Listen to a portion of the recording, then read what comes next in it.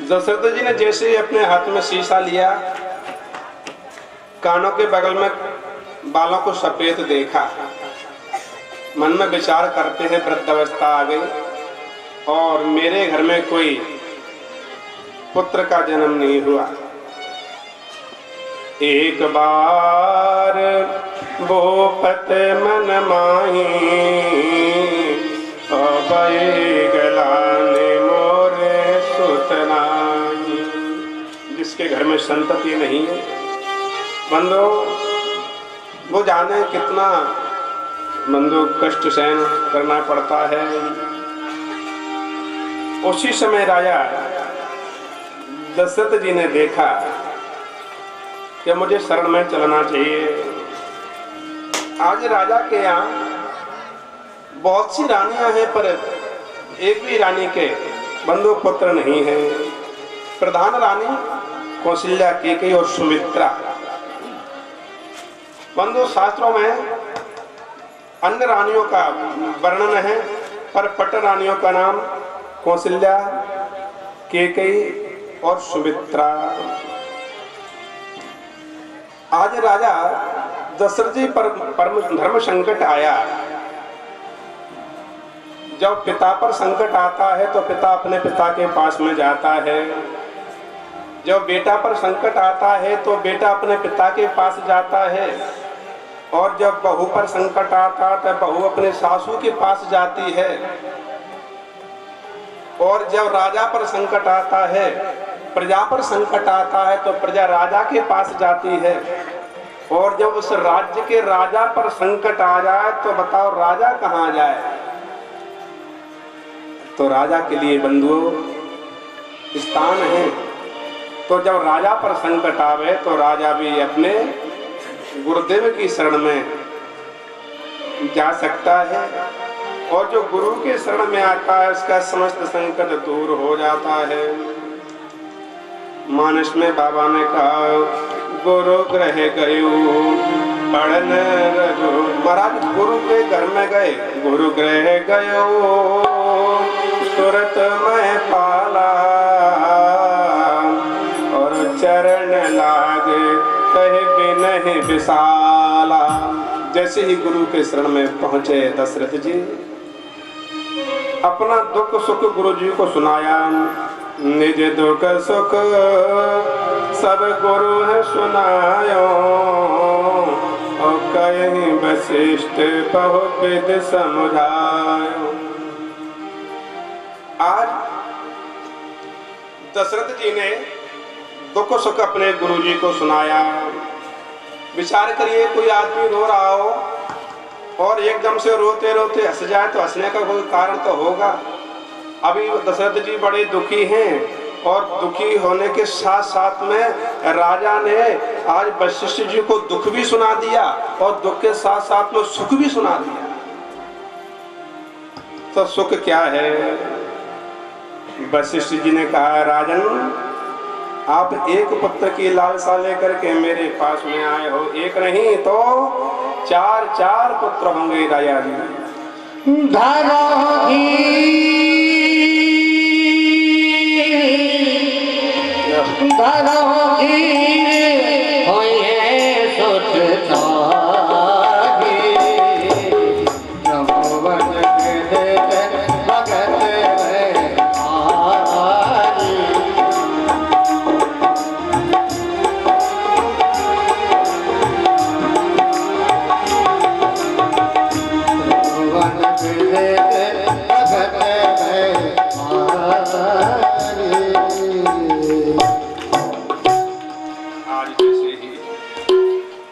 महाराज परम सुख प्राप्त हुआ दशरथ जी को।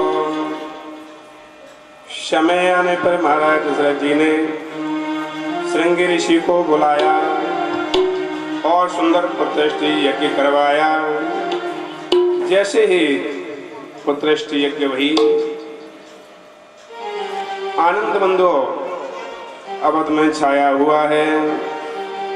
जैसे आनंद हो रहा है, नवमी बंधु तिथि आई, चैत्र का महीना आया और भगवान श्री राघवन सरकार मैया के घरों में बंधु जैसे ही आए, बंधु नाना प्रकार से विद्वानों के भाव हैं कि जब अग्नि देवता चरु लेकर के प्रकट भये, शंका करते लोग महाराज वो चरु कहाँ गया, कैसे क्या। जब जैसे ही अग्नि देवता चरु लेकर के प्रकट भये, तीनों रानियां विराजमान थी पास में ही, कौशल्या जी को दिया, कैकेयी को दिया, सुमित्रा को दिया। तब तक देखा सुमित्रा मैया के हाथ से उस चरु को लेकर के एक चमड़ी पक्षी उड़ गया। जरा ध्यान दें, जैसे ही उस महाराज चरु को चमड़ी पक्षी लेकर के उड़ गया तो देखा कौशल्या ने, बोले इस चरु को चमड़ी पक्षी लेके उड़ गया तो मेरी बहन के तो कोई बेटा ही नहीं होगा है। तो अपने चरु में से आधा भाग कौशल्या ने सुमित्रा मैया को दिया। अर्धभाग कौशल्या दीना। जैसी कौशल्या मैया ने आधा भाग दिया तो बगल में कैकेयी मैया बैठी थी। कैकेयी ने विचार किया यदि मैंने नहीं दिया आधा तो क्या विचार करेगी, कौशल्या ने तो कह दिया पर मुझे कैकेयी बहन ने नहीं दिया। तो अपने में से आधा भाग कैकेयी ने भी कौशल्या के देखे देखे सुमित्रा मैया को दे दिया। तो सुमित्रा मैया को एक ही डर था कहीं चमड़ी पक्षी फिर ना लेके उड़ जावे, तो झट से उस चरु को पा लिया। तो सुमित्रा मैया ने चरु को 2 बार पाया तो बेटा हुए 2। उस खीर को लेकर के चमड़ी पक्षी जैसे ही उड़ा, केसरांचल पर्वत पर मैया अंजना बंधु तप कर रही थी। उसी समय मैया को जमाई आई और उस वृक्ष पर वही चमड़ी पक्षी बोलना चाह रहा था।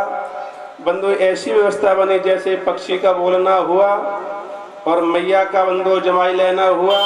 वो चमड़ी पक्षी का जो चरु था बंधु मैया के मुखारविंद के द्वारा उधर में प्रवेश कर गया। उसी से हनुमान जी का जन्म हुआ। सुंदर समय आ गया, 9वीं तिथि। समस्त तिथियां अपने आप में प्रसन्न है रही हैं। बोले राघवेंद्र सरकार मेरे में जन्म लेंगे। प्रतिपदा तिथि कहती है नहीं मेरे में जन्म लेंगे। द्वितीया कहती है मैं भाई दूज हूँ परमात्मा मेरे में जन्म लेंगे। तृतीया तिथि कहने लगी नहीं भगवान मुझ में ही जन्म लेंगे। समस्त तिथियां अपने आप में बंधु विचार करती है नहीं तो रघुनाथ मेरे में ही जन्म लेंगे।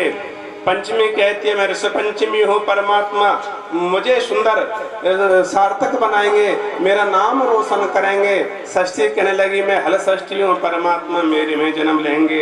और सप्तमी कहने लगी मैं संतान सप्तमी हूँ परमात्मा मेरे में जन्म लेंगे। और अष्टमी कहने लगी मैं हाथी पूजने 8 हूँ परमात्मा मेरे में जन्म लेंगे। समस्त देवी समस्त तिथियां कह रही हैं भगवान मेरे में जन्म लेंगे। केवल 9वीं तिथि ऐसी वो मौन बैठी हुई है।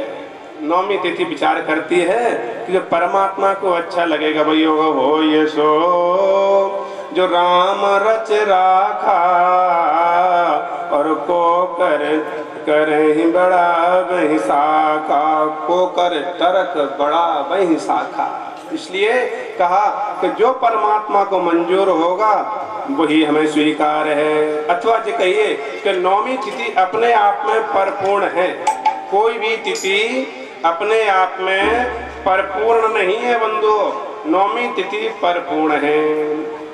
जैसे कि 9 एकम 9 यानी 9 दिन 18, 8 और 1 9, 9 3 27, 7 और 2 9, 9 4 36, 3 और 6 9, 9 5 45, 4 और 5 9, 9 6 54, 5 और 4 9, 9 7 63, 3 और 6 9, 9 8 72, 7 और 2 9, 9 90 81, 8 और 1 9, 9 ढाई 90 यानी 9। बंधु 9 तिथि अपने आप में परिपूर्ण है। जो परिपूर्ण है परमात्मा कहते हैं मैं उसी में जन्म लूंगा। आज बंधु परमात्मा ठीक मध्य समय पर भगवान का प्राकट्य होता है। बंधु, अवध में बड़े ही खुशियाँ छाई रही हैं और भगवान जैसे ही माँ के गर्भ से प्रकट भये सब बड़े प्रेम के साथ में स्तुति को गाएंगे। जिनको स्तुति आती है वो भगवान की स्तुति करेंगे और जो नहीं आती है वो तालियों का सहयोग करेंगे। बहे प्रगट कृपाला दीन दयाला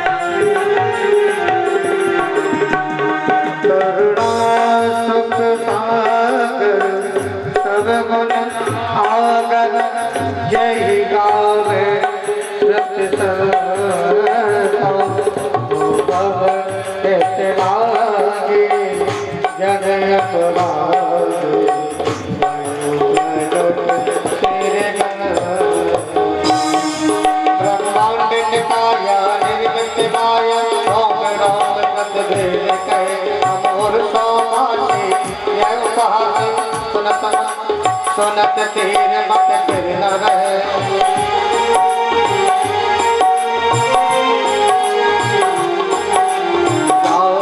जब जाना प्रभु मुस्काना चंद्र बहुत की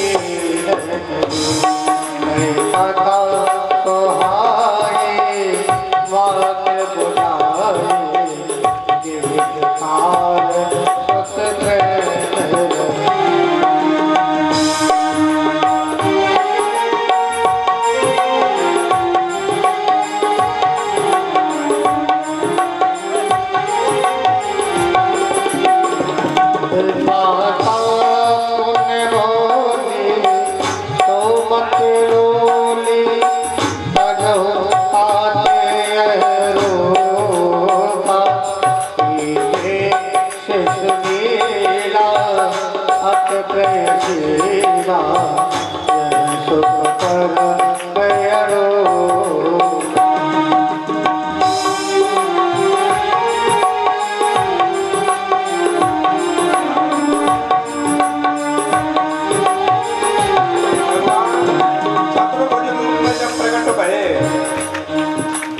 समय मैया ने कहा, लाला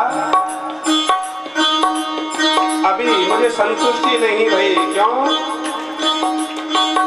छोटे बालक कभी बोलते नहीं हैं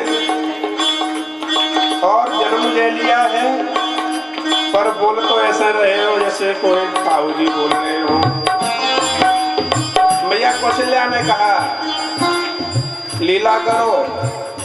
जब बालक जन्म लेता है ना तो कोई कौन सी लीला करता है?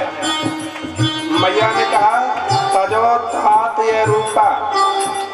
तो जब बालक जन्मता है तो एक ही तो लीला करता है, केवल बालक रोता ही है। माता की बात सुन करके सुन बचन सुजाना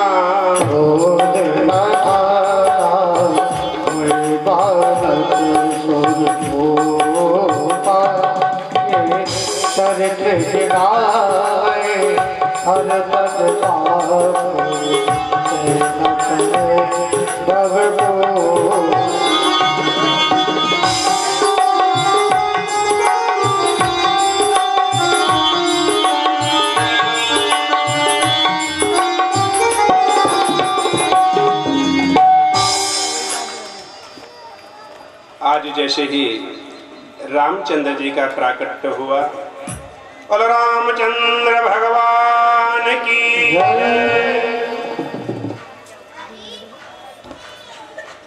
आज जैसे ही राम जी का सुंदर प्राकट्य हुआ, राजा दशरथ जी को पता पड़ा। दशरथ जी ने अपने खजानों को खोल दिया। दशरथ पुत्र जन्म सुन काना, मानो ब्रह्मानंद समाना। एक नहीं चार चार बेटा हुए दशरथ जी के, और दशरथ जी ने दान देना प्रारंभ कर दिया। महाराज बड़ी ही खुशियां वहीं, और अवध में सुंदर सुंदर बंधुओं बधाइयों का तांता लगा हुआ है। बड़े प्रेम के साथ में बधाइयों का आनंद प्राप्त करेंगे। और जन्म लिए चारों भैया, जन्म लिए चारों भैया, अवध में आगे बढ़ैया।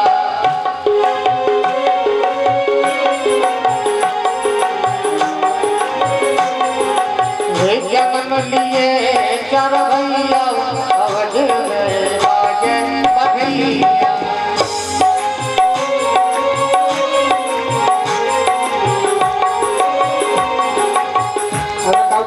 पड़ोसी का लल्ला हो जाए, फिर से कहते चलो भाई भैया तेज बना हुआ है, फिर लल्ला क्या खूब नाचे हैं, खूब गाते। यहाँ नाच लो ना हो, या हमारे प्रभु का जन्म हुआ है, ठाकुर जी स्वयं साक्षात यहाँ जन्म हो चुका है। वो आपको नाचने में शर्म आ गई। जिनको नाचना आता है वो अपनी जगह खड़े हो जाए, अपनी जगह खड़े हो जाए, अपनी जगह खड़े हो जाए। जन्म लिए पर भैया, अवध में बाजे बधैया।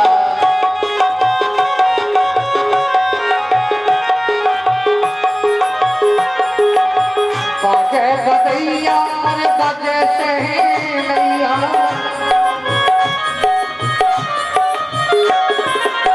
बाजे बधैया।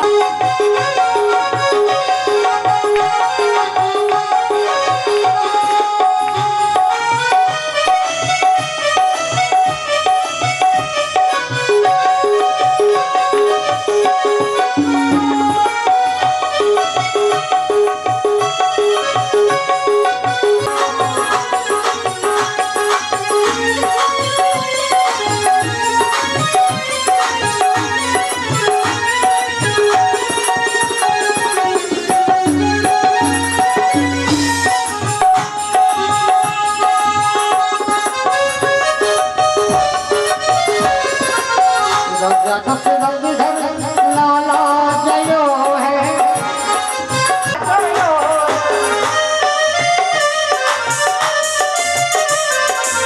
राजा दशरथ घर से लाला जयो है।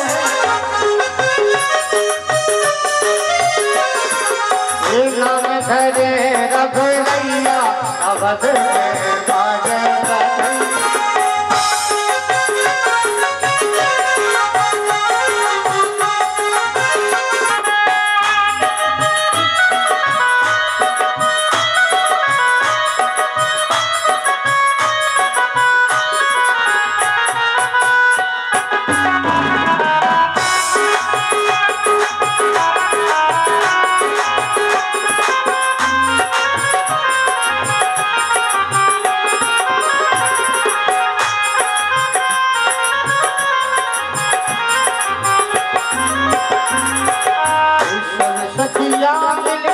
मंगल गावे सब सखिया,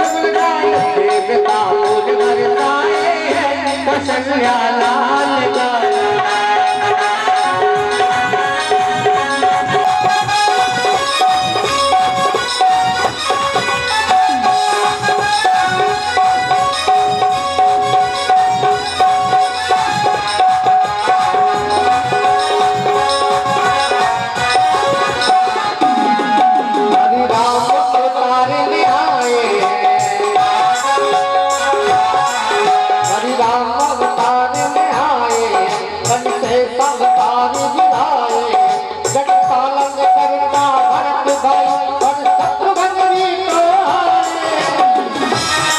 अयोध्या में बज बधाई अयोध्या में बज बधाई जंग में है चारों भाई लाल भद्राम आए हैं कौशल्या लाल जा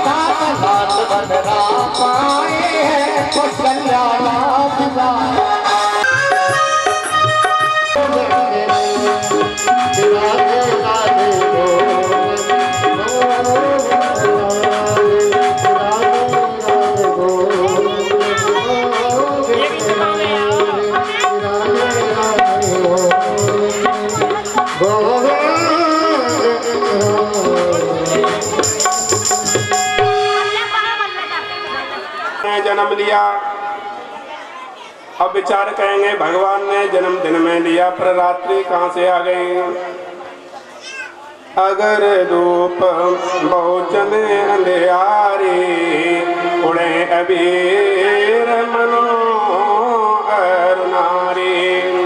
बंधु राम जी के जन्म उपलक्ष्य में इतनी बंधु हवन और अगर धूप बंधु लगाए गए कि उसके धुआं से दिन में ही रात्रि नजर आती है।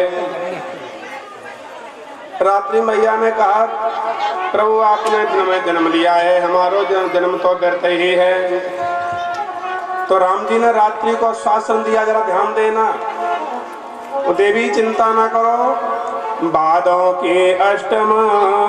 माताएं सभी समझदार हैं, विनम्र निवेदन करूंगा कि आप बड़े प्रेम के साथ में कथा को श्रवण करेंगे।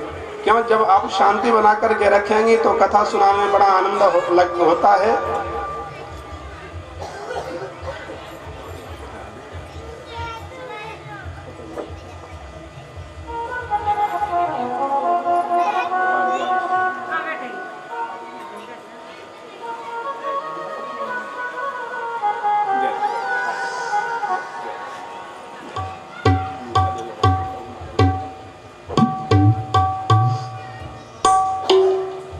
रामचंद्र भगवान की जय।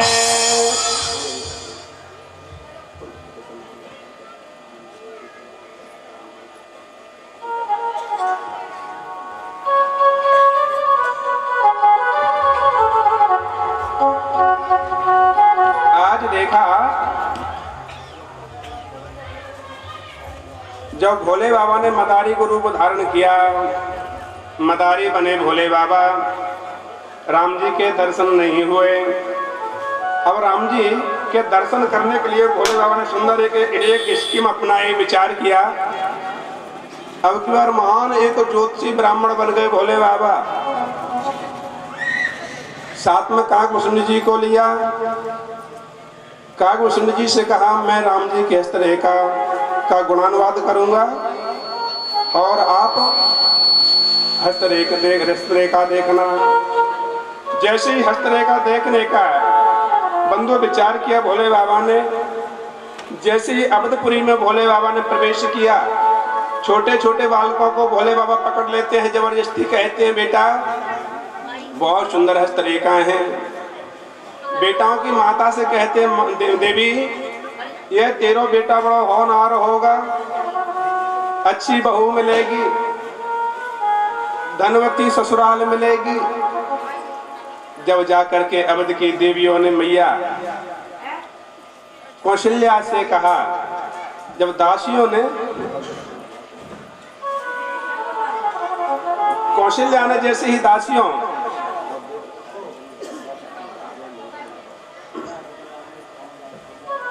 आज जैसे ही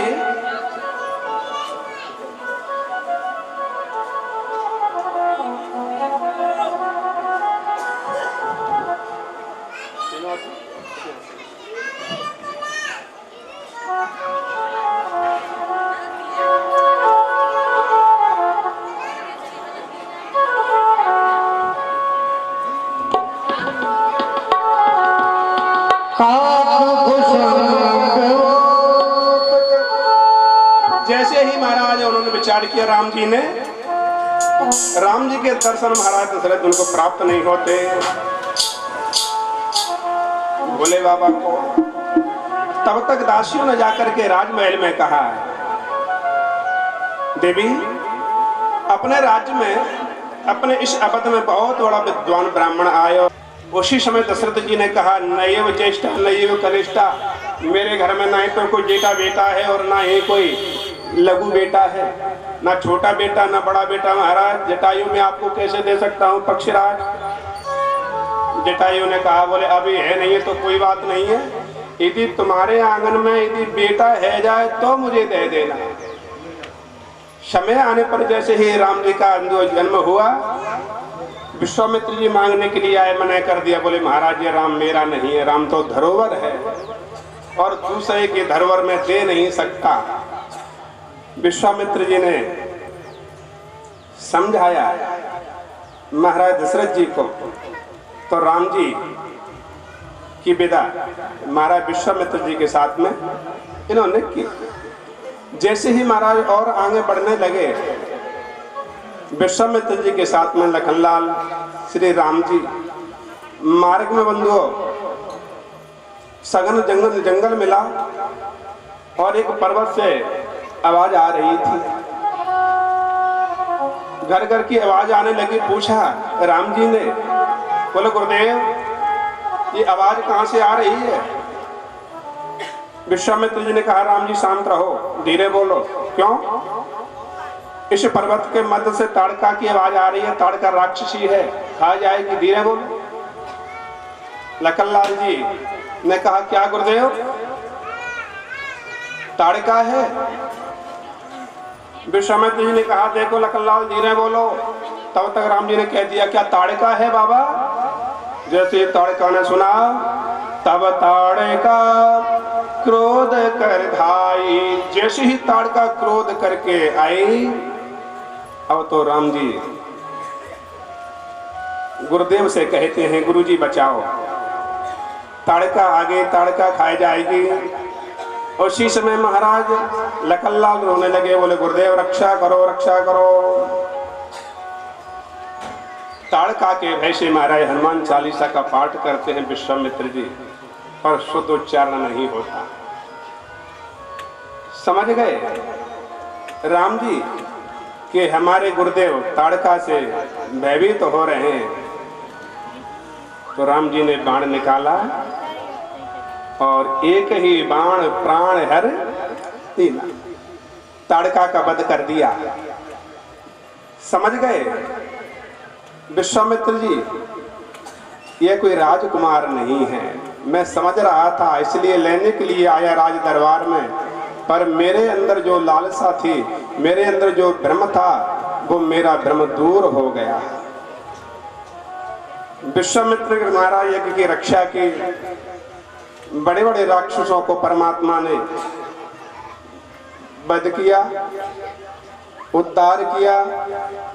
तदोपरांत में महाराज जनकपुर में विश्वामित्र जी के साथ राम और लक्ष्मण चल पड़े।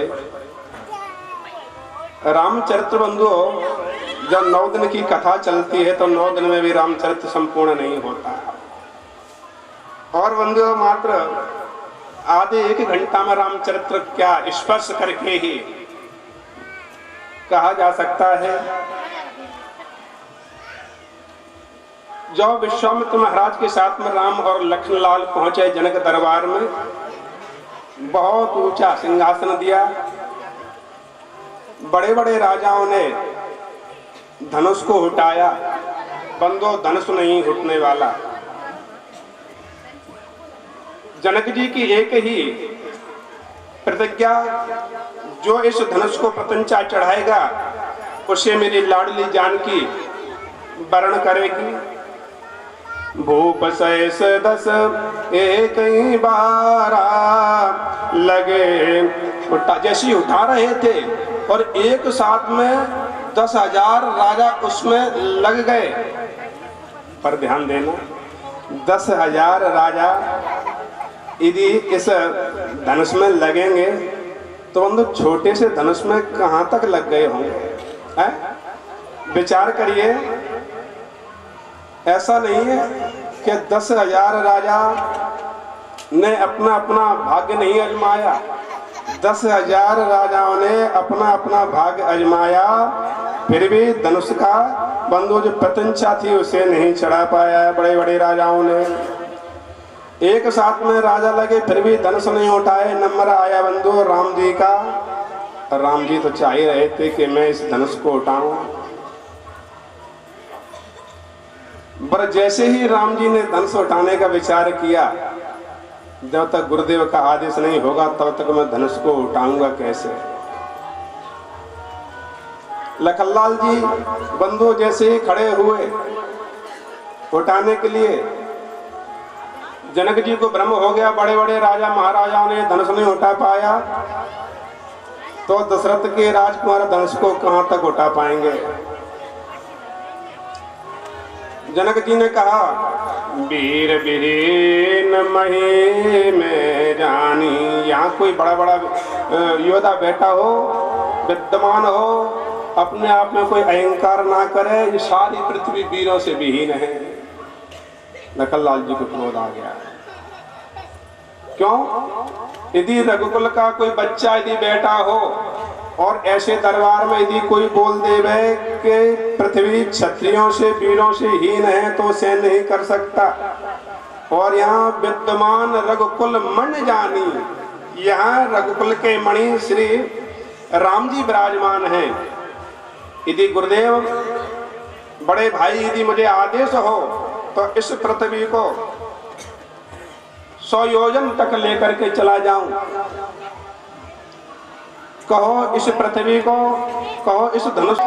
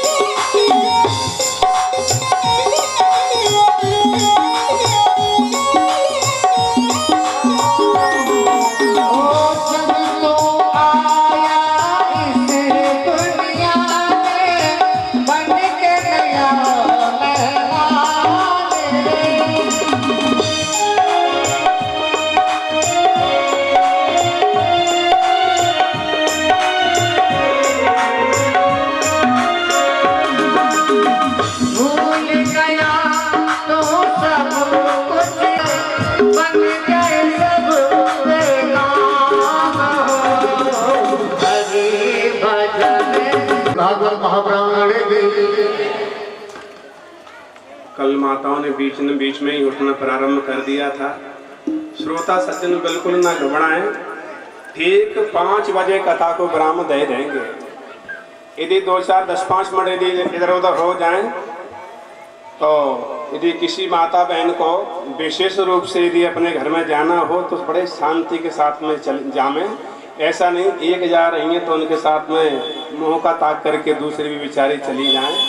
और कल यही हुआ, आज कथा को समय के मध्य में ही बंधु विराम देंगे और यदि 10-5 मिनट यदि इधर उधर हो जाएं तो श्रोता सज्जन कल की तरह ना करें। आइए भगवान श्याम सुंदर का जो जन्म महोत्सव है उसकी ओर बढ़ें।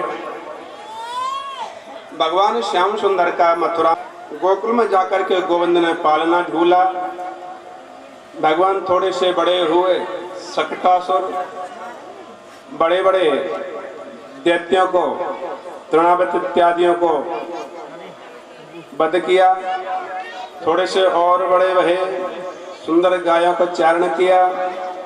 गोवर्धन पर्वत परमात्मा ने उठाया। 16,108 विवाह संपन्न किए और परम भक्त सुधामा पर इन्होंने कृपा करी। परीक्षित जी से कहा, राजन बस यही श्याम सुंदर का सुंदर चरित्र है।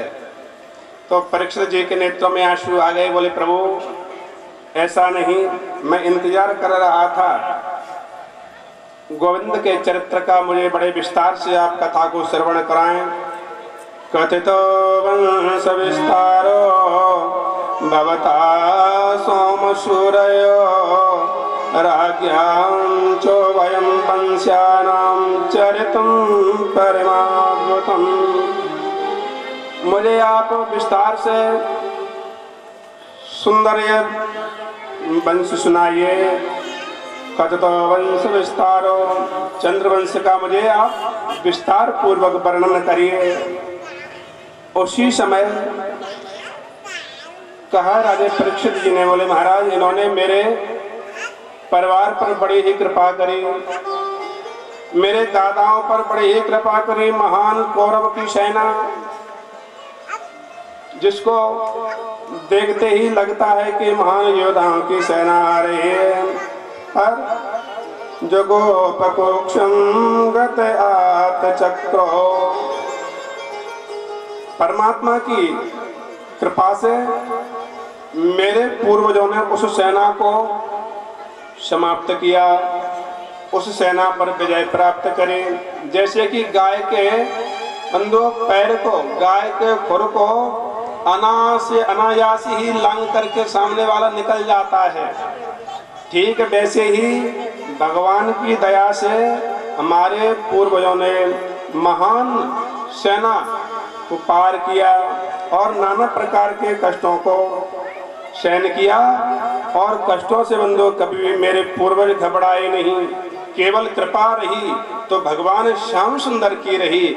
ऐसे श्याम सुंदर का चरित्र आप हमें सुनाइए। सुखदेव जी ने कहा, राजन आपको ठीक 7 दिन हो गए, आपको जलपान कर लो। सुखदेव जी ने कहा, त्वाम भोज।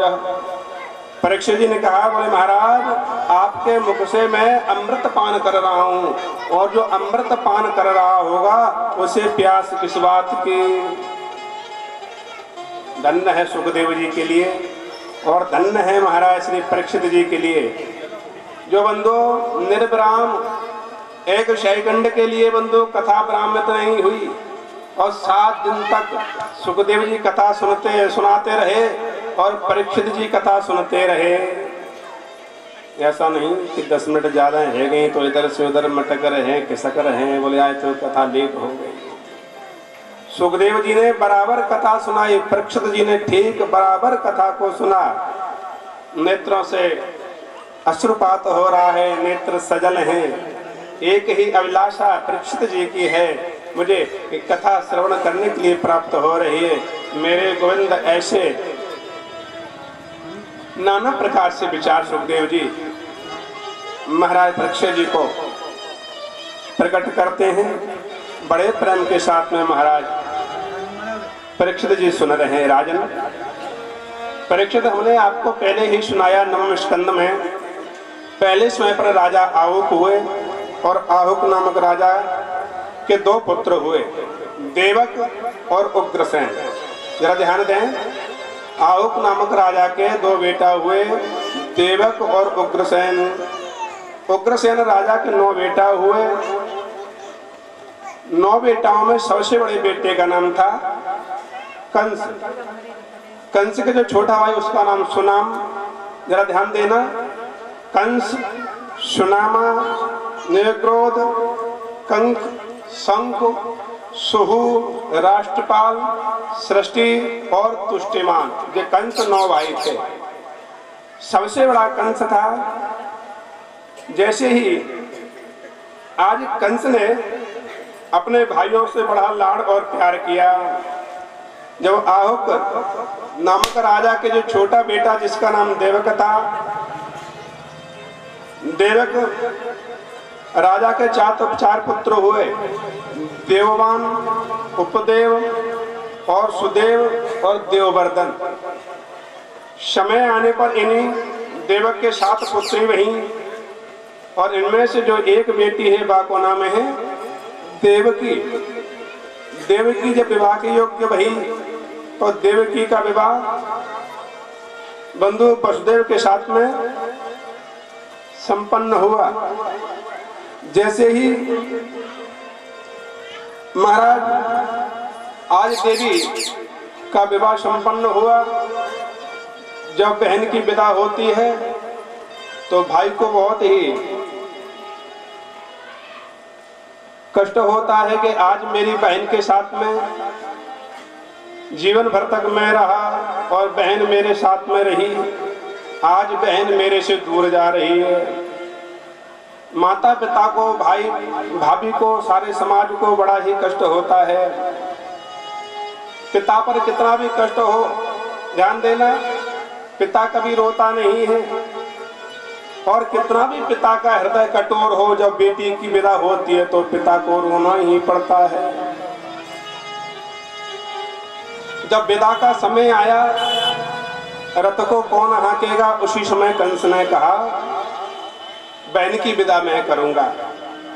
बंदूक घोड़ाओं के रज्जुओं को पकड़ लिया और जैसे ही देवकी की बंदूक विदा करने के लिए तत्पर हुआ कंस, 22 में आकाश मार्ग से आकाशवाणी वही, अरे कंस, जिस बहन पर इतना प्यार लाड़ करता है उसी बहन के गर्भ से तेरा काल होगा। जब कंस ने ऐसा सुना, रज्जुओं को छोड़ दिया और देवी देवकी के केशों को पकड़ करके रथ से नीचे पटकने लगा। उसी समय महाराज वसुदेव जी ने कहा, राजन जी बताओ, देवी से आपको भय है अथवा देवी के पुत्र से? कंस ने कहा, बहनों ही साहब, मुझे काल से भय है। विश्वास दिलाया, राजन जब इस देवी के गर्भ से जो बालक होगा मैं आपको प्रदान कर दूंगा। समय आने पर पहला पुत्र हुआ कीर्तमंत नामक। वसुदेव जी जैसे ही लेकर के कंस के पास गए, कंस ने उस बालक को देखा, कंस को दया आ गई, मना कर दिया, वसुदेव इसको ले जाओ, मुझे 8वें पुत्र से भय है। नारद जी दौड़े दौड़े आए। नारद जी ने कंस से कहा, राजन आप बड़ी भूल करते हो। क्यों? देवता बड़े चतुर होते हैं। एक पुष्प दिया और पुष्प को दिखाया, बोले राजन इस पुष्प को यहाँ से गिनोगे तो यहाँ आकर के 8 होगा और इधर से गिनोगे तो यहाँ आकर के 8 हो जाएंगे, न जाने कब तुम्हारा काल आ जाएगा। नारद जी जानते थे जब तक इस कंस का पाप का घड़ा नहीं परिपूर्ण होगा तब तक परमात्मा प्रकट नहीं होंगे। परमात्मा जैसे प्रकट भये, सारी जेल में बंधु प्रकाश हो गया। मैया देवकी ने कहा, बोले आप पुत्र बन करके आए हैं, पर पुत्र ऐसे नहीं होते। भगवान ने मैया देवकी को और वसुदेव को समस्त चर्चा सुनाई। बोल दिया मुझे यहाँ से गोकुल में ले जाएं और वहाँ नंद पत्नी के छोरी भई बाको यहाँ लेकर के आवे। सारी चर्चा भगवान ने वसुदेव जी को सुनाई। वसुदेव जी ने वही किया जो परमात्मा ने बताया। बंधुओं, सुंदर सैकड़े में भगवान को बिठाला और गोकुल की ओर चल पड़े। वसुदेव जी जैसे ही गोकुल की ओर चल पड़े, बड़ी बड़ी नदियां एकत्रित हो गई। यमुना जी में बाढ़ आ गई। यमुना पार करना है मथुरा से गोकुल की ओर। ध्यान देना, संग सखियां चल रही हैं और बाढ़ आ गई। बाढ़ क्यों आई? क्योंकि जब किसी देवी का दूल्हा आता है ना, तो ग्राम की सखियां एकत्रित हो जाती हैं कि चलो इस देवी के दूल्हा के हम दर्शन करेंगे। वैसे ही यमुना मैया में बाढ़ इसलिए आई क्योंकि यमुना मैया भगवान श्याम सुंदर को पति मानती हैं। यमुना मैया नित्य सिद्ध पत्नी है भगवान श्याम सुंदर की। तो यमुना के जो पति देवता हैं श्याम सुंदर, उनके दर्शन करने के लिए यमुना में अन्य नदियां आ गई थी, इसलिए नदियों यमुना नदी में बाढ़ आ रही है। अथवा जी कहिए यमुना मैया में बाढ़ क्यों आई? क्योंकि पति देवता के दर्शन करना इस बाल्य रूप में हर किसी पत्नी के भाग्य में नहीं होता। क्यों? पति बन गए बंधु 20 वर्ष की अवस्था में, अब छोटे में जाने कैसे होंगे। किसी पत्नी ने जो भाग्यशालिनी होगी उसकी बोल नहीं सकता, नहीं तो अपने पति का बाल रूप किसी देवी ने देखा नहीं होगा। यमुना मैया कहती हैं मैंने बड़े रूप तो परमात्मा पति के बहुत देखे हैं, पर छोटा रूप मैंने अपने पति को कभू ना देखो, इसलिए छोटा रूप देखने के ताई आई। और जैसे ही छोटा रूप देखने के ताई आई पर उतर भी गई। इसका कारण क्या था? जैसे ही यमुना मैया बढ़ती गई महाराज वसुदेव जी को महाराज लगा कि मैं अब तो उसमें डूबने वाला हूँ।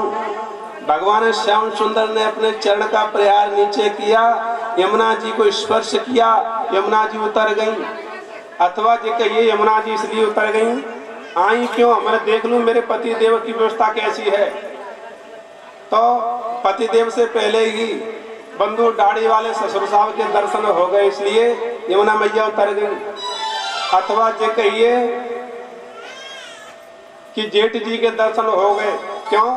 दाऊ दादा शेष अवतार हैं और मंद मंद जल बरस रहा है, शीतल मंद सुगंध वायु चल रही है। और जैसे ही शीतल मंद वायु सुगंध चल रही है, उसी समय देखा कि पति से पहले ही जेठ साहब के दर्शन हो गए, ऊपर बैठे भये, इसलिए उतर गए। बंधुओं, सुंदर छत्र बन करके दाऊ दादा भाई की रक्षा करते हुए चल रहे हैं। जैसे ही यमुना पार करके आज वसुदेव जी पहुंचे गोकुल की ओर। जैसे ही गोकुल में पहुंचे वहां देखा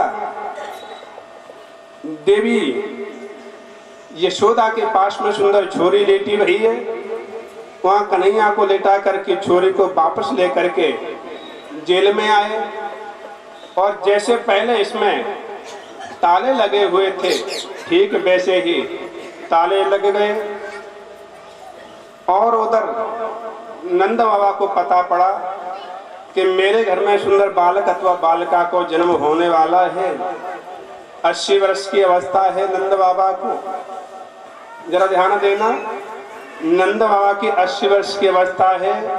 और भगवान श्याम सुंदर जैसे ही गोकुल में आए और माया देवी जेल में पहुंची, नंद बाबा का अनुष्ठान चल रहा है। कब होगा न जाने, क्या होगा, छोरा होगा अथवा छोरी होगी, अनुष्ठान चल रहा है नंद बाबा का। उधर माया देवी ने अपनी माया फैलाई बंधु मथुरा में, खूब जोर से रोना प्रारंभ किया। जैसे ही रोना प्रारंभ किया, महाराज कंस के सेवकों को भनक लग गई। कंस से कहा महाराज महाराज काल का जन्म हो गया, काल का जन्म हुआ। कंस दौड़ा दौड़ा आया, बंदो वृक्षों में ठोकर मारते हुए उसने देखा। सबसे पहले तालों को देखा, कहीं ताले में किसी ने चाबी तो नहीं मिला रखी है। कंस ने जैसे ही ताले यथार्थ पाए, अंदर जेल में प्रवेश किया। बहन देवकी से उस कन्या को कंस ने छीनना चाहा। बहन ने कहा, भैया आपने मेरे इतने पुत्रों को समाप्त कर दिया, जो तुम्हारा काल नहीं है, जो छोटी भांजी है इसे छोड़ दो। देवी देवकी रो रही है, कंस जबरदस्ती छीन रहा है। देवी कहने लगी, भैया मोरे भानज ले गए थे तुम्हारी, भैया मोरे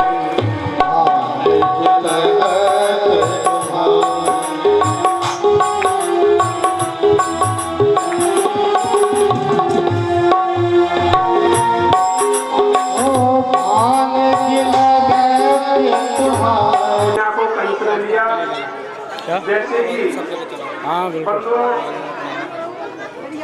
बेटी को मारना चाहा, उससे पहले ही आकाश मार्ग में देवी चली गई और कहा, कंस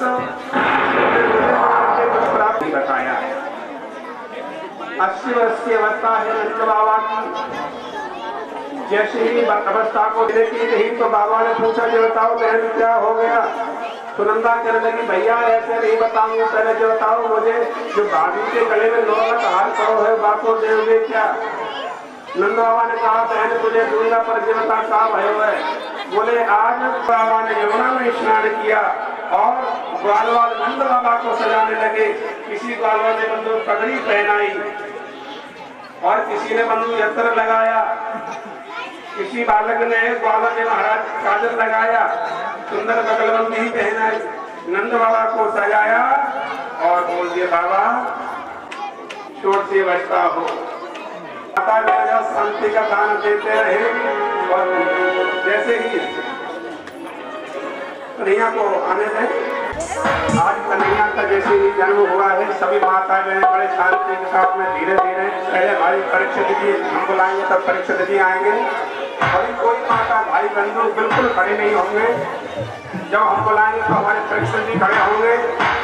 उसके बाद में बारी बारी से नंबर से हमारी माताएं खड़ी होंगी और भगवान श्याम सुंदर को पलना झुलाने के लिए आ गए। जैसे ही महाराज नंद बाबा के दरबार में कन्हैया को जन्म भयो, एकदम से कन्हैया दौड़ पड़ी कन्हैया के दर्शन आए। शांति का दान देते रहे और रहते रहते बधाइयों का आनंद लेते रहे। सारी दुनिया का होना है।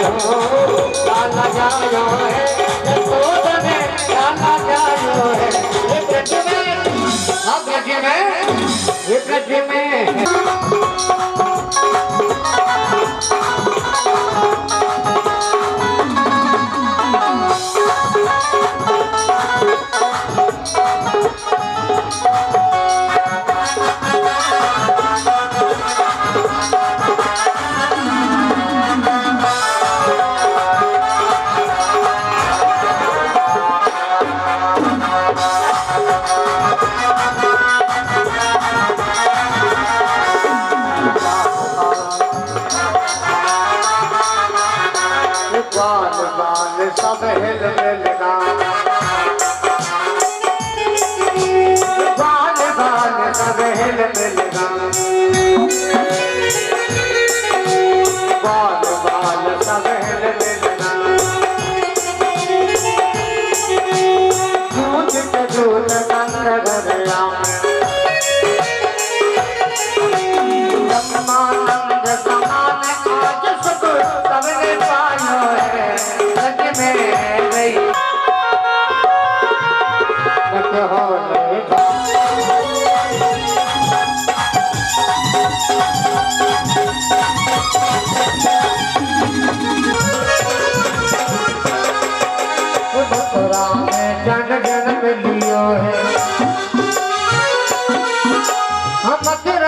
जन जन्म लिया, मथुरा में जन जन्म लिया,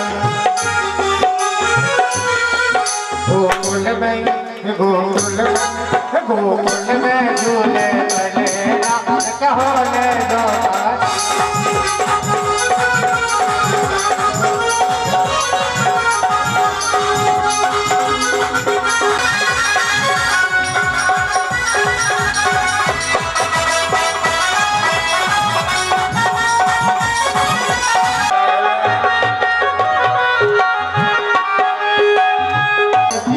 बोल नहीं रहा है, वसुदेव चले गोकुल को,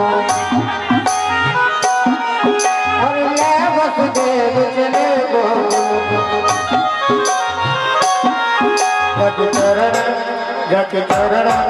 जग चरण पखारे अघोरा, होने जो हरियो।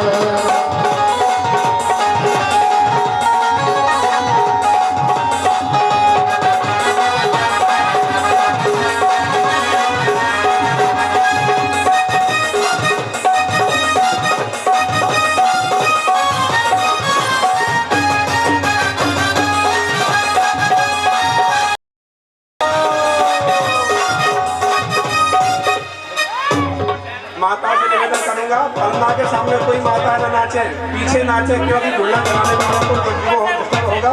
माता थोड़ा दूर होकर नाचे, यहाँ नहीं, और धीरे धीरे पलना चलाने वाली माँ भी ना नाचे, थोड़ी देर से जाते। अन्य माताओं ने दर्शन किए हैं और जिन माताओं ने दर्शन नहीं किए, समस्त माता दर्शन करें तो खूब नाचेंगे। हमें तो जगह देने की आवश्यकता है, तो जगह बहुत ही कम पड़ रही है, इसलिए जगह देने की आवश्यकता है। माताएं बड़े प्रेम के साथ में झूला झुलाती हैं, जितनी जल्दी आवे सभी झूला झुलाती जाए। आज दरबारों पर बड़ी भीड़ मची रही है।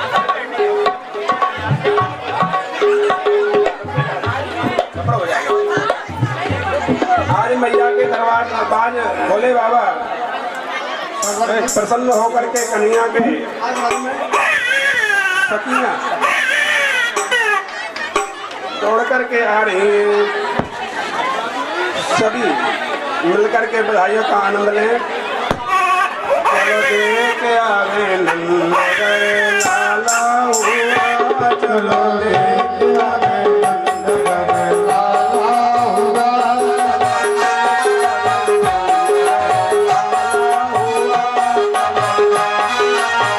नंदगढ़ लाला हुआ।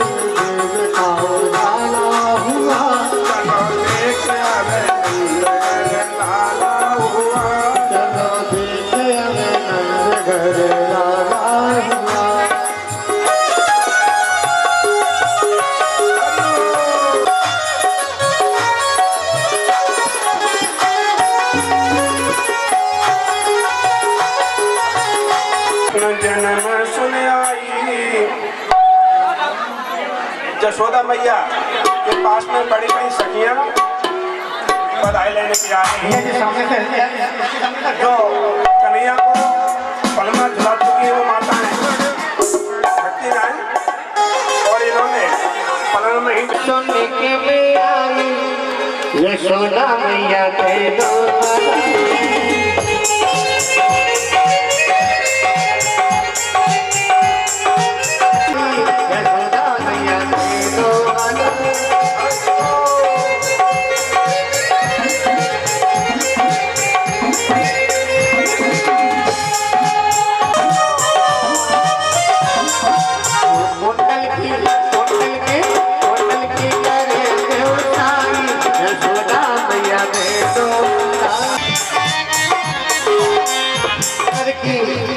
की उम्र की ले ओ साई यशोदा मैया दे दो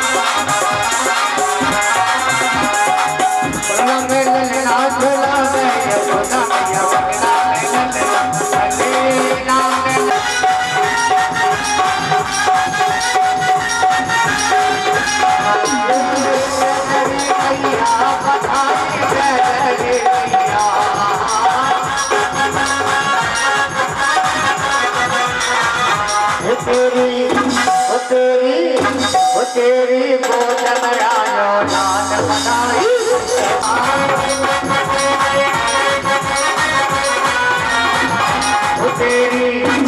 तेरी गोद में आयो नान बनाई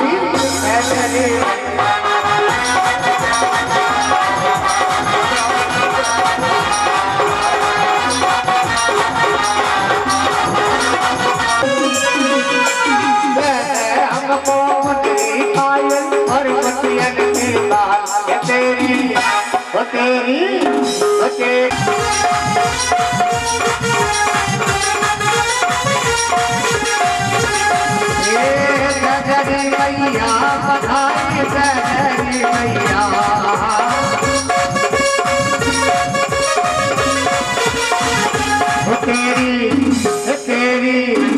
तेरी गोद में आयो नान बधाई गजरी मैया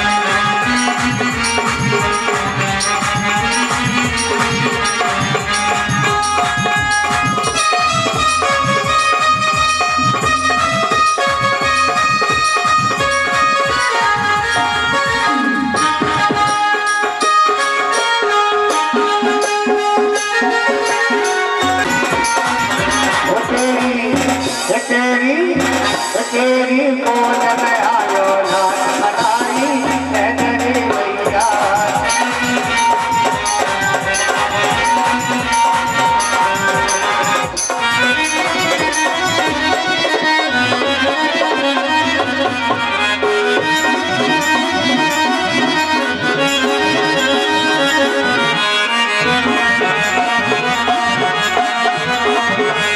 गजरी मैया बधाई गजरी मैया गजरी मैया बधाई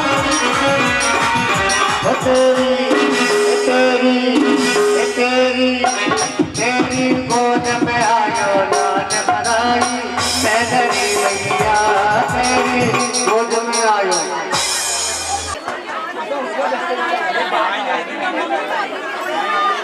कन्हैया को आरती के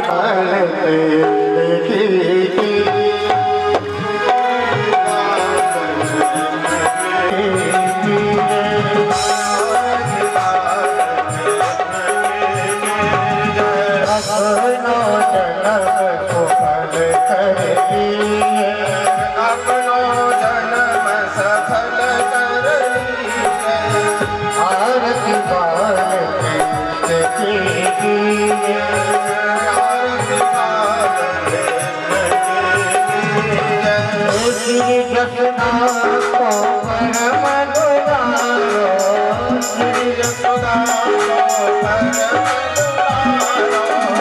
बाबा की अखियन को तारो, बाबा की अखियन को तारो, गोविंद के प्राण सो प्यारो, गोविंद के प्राण सो प्यारो, जिनके प्राण सो नावन कीजिए आरती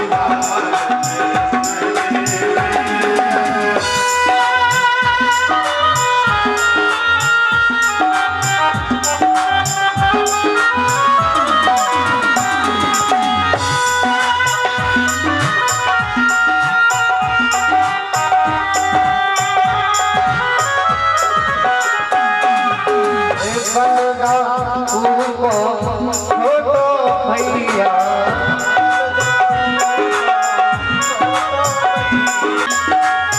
लेते रैया अपनो सर्वस्व पाइए आरती गाए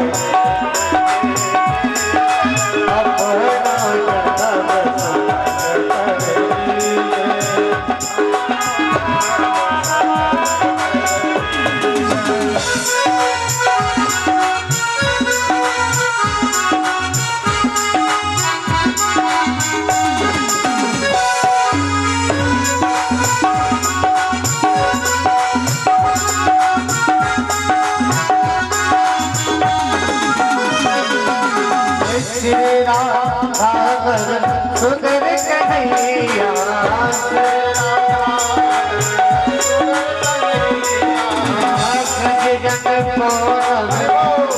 जन भैया जन